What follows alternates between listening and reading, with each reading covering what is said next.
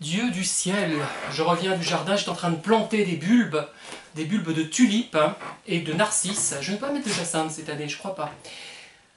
Quand j'ai vu ce message sur internet, j'ai voulu faire une pause, malheureusement, et me voilà ici devant vous, avec mes gants de jardinage encore, des gants pour des rosiers d'ailleurs, c'est pas très logique par rapport aux tulipes, mais bon. Alors, je voulais intervenir par rapport à une remarque qui a été faite à l'issue d'une de mes vidéos, l'avant-dernière, celle qui concerne le discours pervers de François Fillon.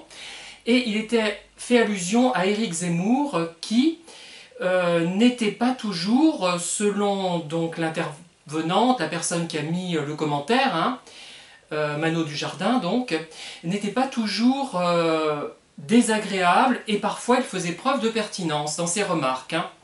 Alors, vous allez encore dire que je vois des pervers narcissiques partout, je vois de la manipulation partout.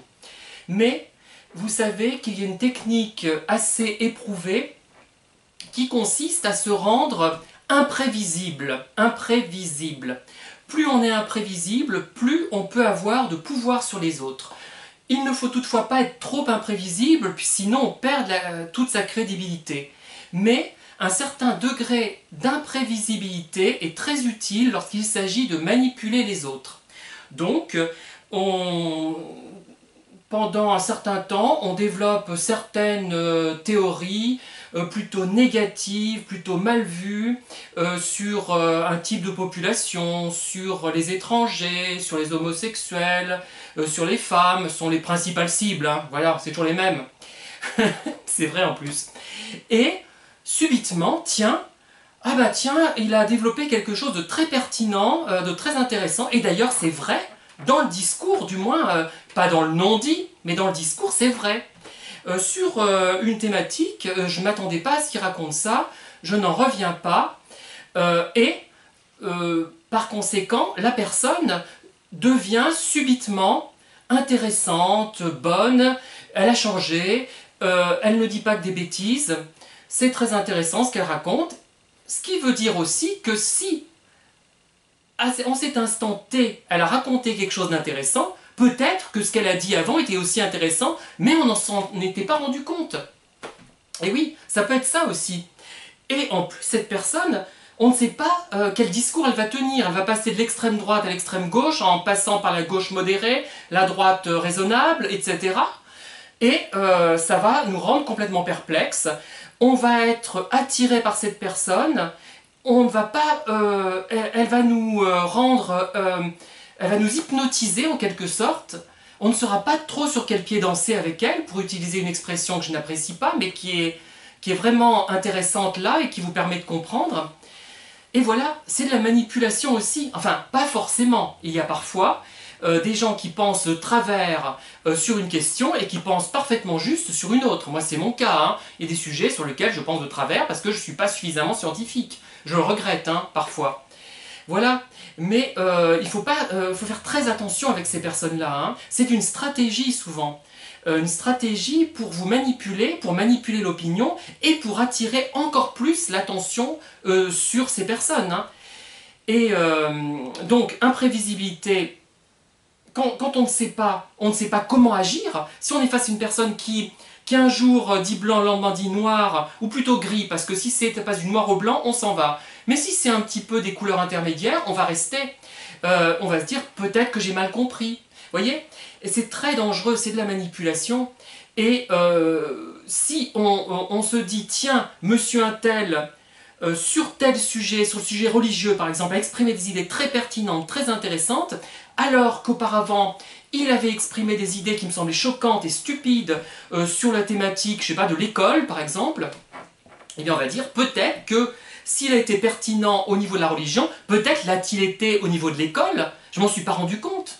Et il va nous faire, cette personne va nous faire croire des choses qui sont extrêmement fausses, complètement fausses et choquantes. Voilà. Et c'est très très très dangereux et très intéressant comme attitude. Et ça prouve que c'est de la... Enfin, à mon avis, c'est de la manipulation. Voilà. En général, c'est de la manipulation. Et on remarque une chose aussi, vous l'avez remarqué, vous l'avez relevé, c'est que lorsque une personne est détestable tout le temps, qu'elle vous fait tourner en bourrique pendant 3 mois, mettons, sur un sujet donné, lequel je ne sais pas, il ne me vient pas d'exemple à l'esprit, et que subitement elle devient gentille, et ben on est plus gentil avec cette personne méchante qui devient gentille qu'avec des personnes qui sont plus ou moins gentilles tout le temps. Parce on éprouve un fort soulagement d'avoir résolu la question, parce que pendant 3 mois, on était en bisbille avec cette personne, et enfin ça se résout. On va lui être plus reconnaissant de cette résolution qu'on ne serait reconnaissant à une personne qui, elle, est toujours gentille. Donc méfions-nous de ce genre de personne, genre Éric Zemmour, mais qui tient des propos énervants. D'ailleurs, le fait d'en parler, ça nourrit cet individu. On devrait carrément l'ignorer, on ne devrait pas l'inviter sur des plateaux de télévision, on ne devrait pas l'écouter à la radio, il devrait se taire. Enfin, on devrait, non, parce que vous allez me dire, le droit d'expression, où est-il? Effectivement. Parce que si on empêche le droit d'expression, de toute façon, il va se matérialiser à un autre moment, et de façon peut-être souterraine, et peut-être encore plus dangereuse. Voilà ce que je voulais vous dire. Je ne vois pas des manipulateurs partout, mais vraiment, vos remarques sont intéressantes. Parfois, elles font référence à quelque chose dans mon esprit.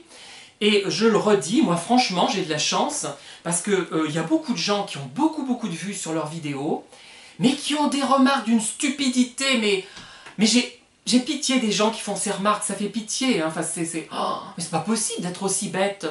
Mais c'est triste, hein, parce qu'après, on est plus ou moins pourvu d'intelligence. Moi, j'ai une intelligence moyenne, je suis content de l'avoir, hein. Je me rends compte que par rapport à ces gens-là, je suis beaucoup plus sensé.